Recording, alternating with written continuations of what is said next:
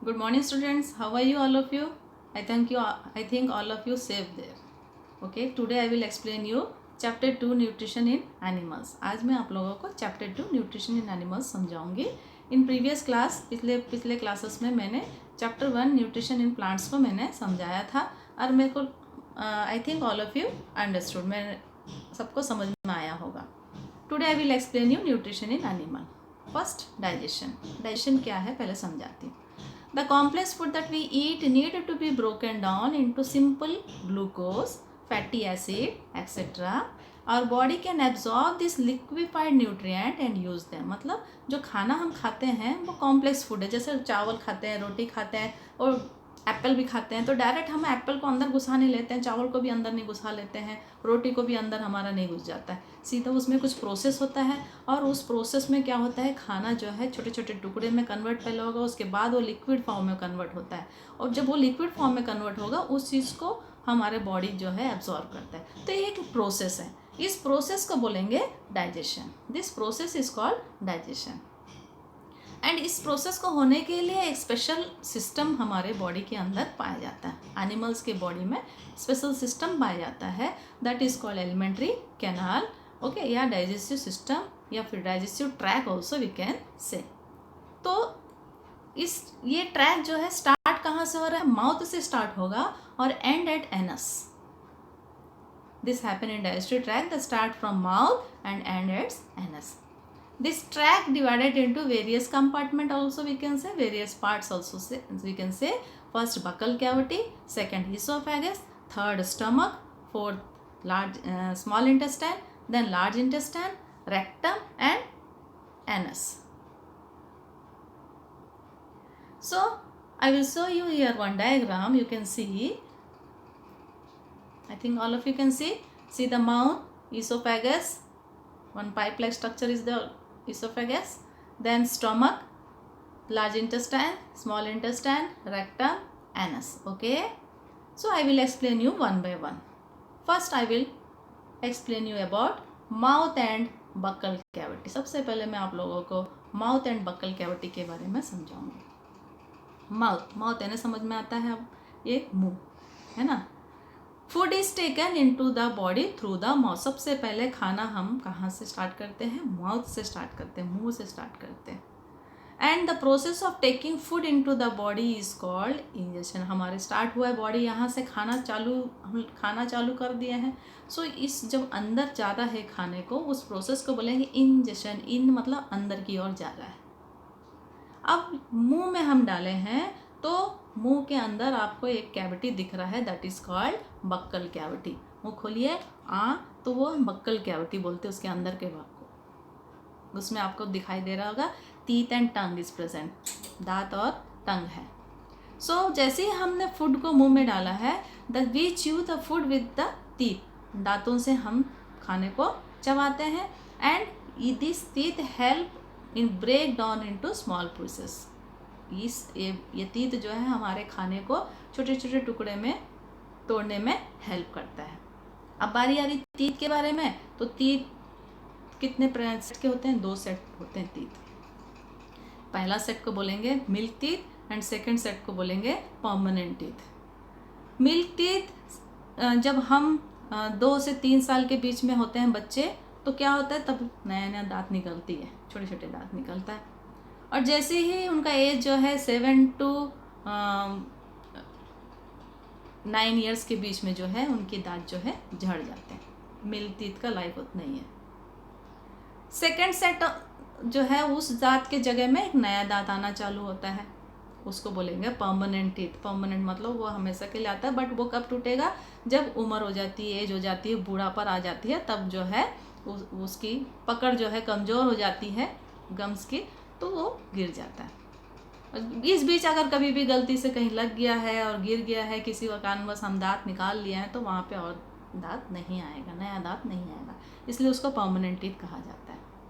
So there are 4 types of teeth: incisor, canine, molar and premolar. 4 प्रकार के teeth यहाँ pick में भी दिख रहा है आप लोगों को. तो सबकी अलग अलग फंक्शन है. First is incisor. Incisor use for cutting and biting. Incisor किसके लिए काम आता है? कट करने के लिए। कोई भी चीज़ को खाते हैं तो सामने से ऐसा काटते हैं ना, कट करते हैं, सो ये कटिंग के लिए काम आता है ना। और ये कितने होते हैं टोटल? 8 होते हैं, 8 इन नंबर। ऊपर के 4, सामने के जो 4 एंड नीचे के 4, 8 होते हैं total. Then second is canine. Canine is use for piercing and tearing. चीरने फाड़ने का काम आता है। गन्ना खाते हैं तो हम सामने से चीरते नहीं, बगल से खींचते हैं ना, तो ये बगल बगल के जो है 2 नीचे 2 ऊपर 2 रहते हैं, 4 होते हैं टोटल। ये canines of 4 in number, upper jaw में 2, लोअर जॉ में 2। देन उसके पीछे आप लोग देखेंगे कि थोड़े मोटे मोटे चौड़े चौड़े हैं, उसको बोलते हैं मोलार एंड प्री मोलार्स बोलते हैं। Then polar and molar is use for chewing and grinding, चबाने के लिए काम आता है। या हम खाना खाते हैं तो आप चबाते हो तो हम यहाँ से चबाते हैं, सामने से नहीं चबाते हैं। और ये 20 रहते हैं, 20 हैं ये। नीचे 10, 5 और ऊपर 10, 5, 20 रहते हैं। इस प्रकार हमारा टोटल दांत कितने हो गए हैं? 32 दांत होते हैं। 16 पेयर बोलते हैं, 16 जोड़ी, और 32 टोटल होते हैं। अब इस बीच जब हम खाना चबा रहे हैं तो हमारे मुंह में एक तो पानी तक निकलता है, लार बोलते हैं जिसको। ये जो है खाने को सॉफ्ट करने में हेल्प करता है। और mouth has the salivary gland, तो हमारे मुंह में सैलिवरी ग्लैंड्स पाए जाते हैं, जैसे सलाइवा निकलता है, लार निकलता है, और हमारे खाने को सॉफ्ट बनाता है। और जो खाने में जो स्टार्च है उसको शुगर में कन्वर्ट करता है। अब आते हैं टंग। टंग भी आपका बहुत बड़ा रोल करता है। ये एक फ्लैशी मस्कुलर ऑर्गन है ना, मास टाइप ऑर्गन है। और ये बकल कैविटी के पीछे में इसका ये अटैच रहता है। और ये टंग जो है it is free and can move in all direction. ये फ्री है और ये पूरे डायरेक्शन में घूम सकता है।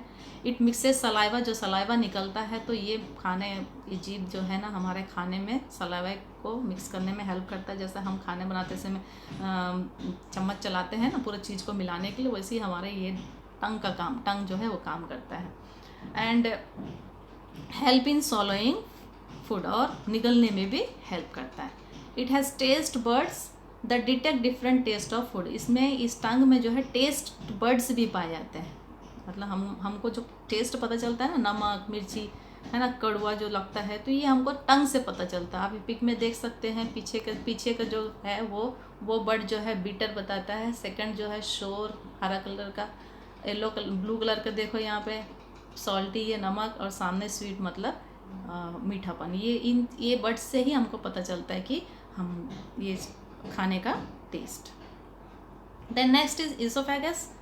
Oesophagus the solid food passes into the food pipe. एक पाइप वहाँ से मुंह से एक पाइप टाइप का हमारे पेट तक जाता है, that is called oesophagus. Okay, the food is pushed down by the movement of the wall of the food pipe. मतलब उस हमारे इसोफेगस का वॉल्स इतना प्रेशर, ऐसा उसमें कुछ विलई टाइप का स्ट्रक्चर्स रहते हैं जो खाने को नीचे की ओर पुश करते हैं, और वो सीधा कहाँ पहुँचता है? सीधा पहुँचता है स्टोमक में। It pushes the food downwards and the food reach to the stomach. यहाँ पे देख सकते हो पाइप लाइक स्ट्रक्चर इसोफेगस, और सीधा आके कहाँ कनेक्ट हुआ है? आपके स्टोमक में कनेक्ट हुआ है। अब स्टोमक के बारे में पढ़ते हैं। The stomach is a thick walled bag, एक बैग के समान है। उसका जो वॉल्स बने हुए बहुत मोटा वॉल है, और बैग समान है, और उसका शेप जो है जे शेप में रहता है। मतलब हम अल्फ़ाबेट में जे पर जग वाला जे पढ़ते हैं ना, उसके शेप में रहता है।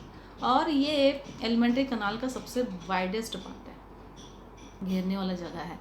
इट सिक्रेट म्यूकस, कुछ म्यूकस सिक्रेट्स करते हैं। Hydrochloric acid and digestive juice इसमें पाया जाता है। तो म्यूकस क्या करता है?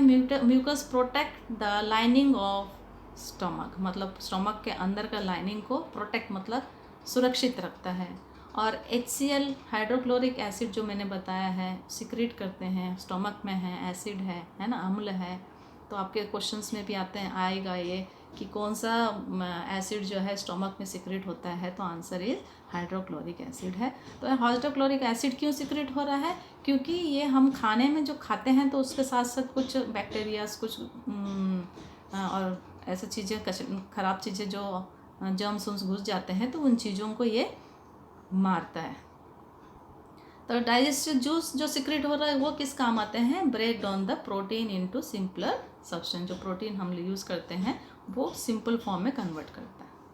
Then next is small intestine. The small intestine is highly coiled and it size is about 7.5 metre, मतलब सबसे बड़ा सिस्टम एलिमेंट्री कनाल का सबसे बड़ा ऑर्गन है हमारा स्मॉल इंटेस्टाइन। ये करीब 7.5 मीटर लॉन्ग है और it receives secretions from liver and pancreas. उसके आसपास जो लीवर और पैंक्रियास जो सिक्रीट करते हैं उसको वो रिसीव लेता है।